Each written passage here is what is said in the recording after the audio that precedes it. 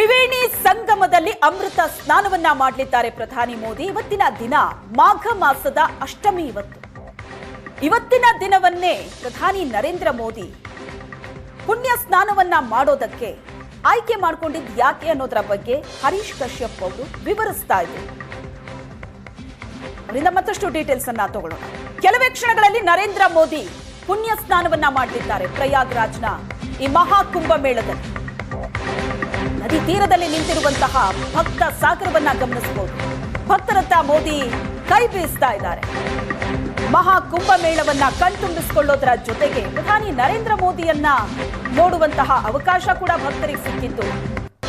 Photo ತೆಕ್ಕೋತಾ ಇದ್ದಾರೆ, video ಮಾಡ್ಕೋತಾ ಇದ್ದಾರೆ, ಮೋದಿಯತ್ತ ಕೈ ಬೀಸ್ತಾ ಇದ್ದಾರೆ ಜನ. ಪ್ರತಿದಿನ ಕೋಟಿ ಕೋಟಿ ಭಕ್ತರು ಈ ಮಹಾಕುಂಭ ಮೇಳದಲ್ಲಿ ಭಾಗಿಯಾಗ್ತಾ ಇದ್ದಾರೆ.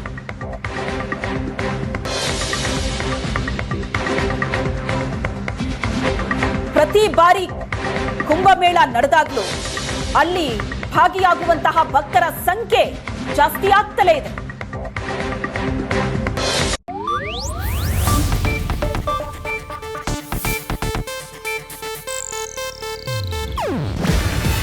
ಇದು ಏಷ್ಯಾನೆಟ್ ನ್ಯೂಸ್ ನೆಟ್ವರ್ಕ್ ಪ್ರಸ್ತುತಿ. ನೀವು ನೋಡ್ತಿದ್ದೀರಾ ಏಷ್ಯಾನೆಟ್ ಸುವರ್ಣ ನ್ಯೂಸ್.